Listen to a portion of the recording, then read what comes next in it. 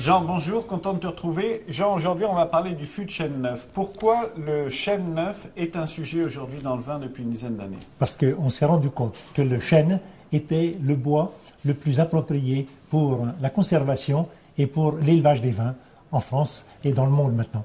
Mais alors, pourquoi avoir ramené ça à 12 flacons, 3 x 4 si je sais compter? Parce que tous les arômes qui vont être issus des fûts neufs, on les retrouve dans ces 12 flacons. Absolument. Dans les fûts neufs, on retrouve absolument tous ces 12 flacons, parce que ce sont 12 flacons qui ont été identifiés par des molécules qu'on a pu reconnaître par des moyens scientifiques.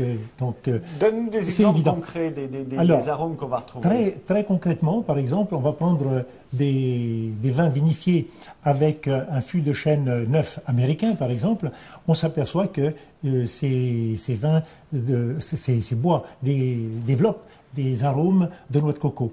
C'est des whisky lactones qu'on a identifiés dans les vins, et ça, c'est une typicité. Si je te faisais sentir un fût de chêne américain à côté d'un fût de chêne du Tronchet, par exemple, tu ferais facilement la différence. On ne se trompe pratiquement jamais.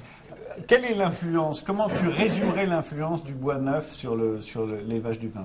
Eh bien, cette influence, pour moi, elle se passe la première année de la mise en fût du vin.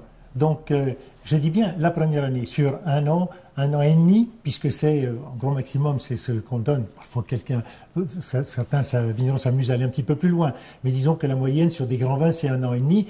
Et à ce moment-là, on peut dire que dans cette année et demie, le vin va récupérer le maximum des arômes qui viennent de la nature même de ce fût de chêne neuf, qui libère des arômes très intéressants, très complémentaires, et supportent les arômes naturels du cépage. Mais Jean, c'est nouveau parce qu'avant, dans toutes les grandes propriétés, on ne prenait pas que du bois neuf. Hein. On avait un tiers de fût neuf, un tiers de l'année précédente et un tiers il y a 2 ans, avant de sortir les fûts.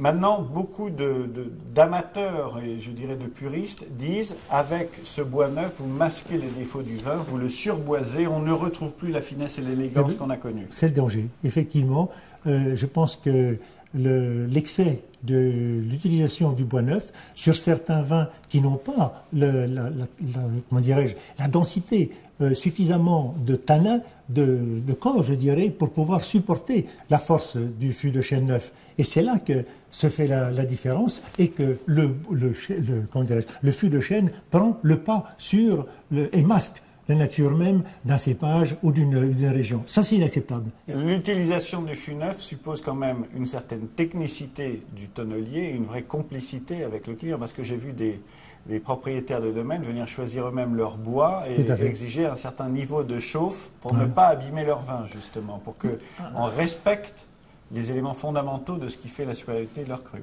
Alors, il y a trois artisans, je dirais, importants dans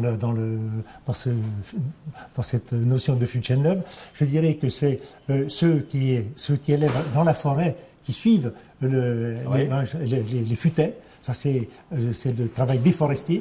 Le second, c'est celui du tonnelier qui va aller choisir ses mérins et qui va aller choisir ses régions, que ce soit les Vosges, que ce soit le Tronchet, que ce soit Limousin. Chacun a ses fournisseurs particuliers, et ils font tout cela en fonction aussi de ses connaissances. Donc après ces 2 personnages qui interviennent, le troisième, c'est le vigneron qui va les choisir. Oui, mais c'est vrai que le bois joue un rôle très important sur l'élevage du vin, et c'est pour ça que ce coffret est très utile pour comprendre l'alchimie entre les deux. Voilà, et merci, ça n'est pas. Voilà, merci beaucoup.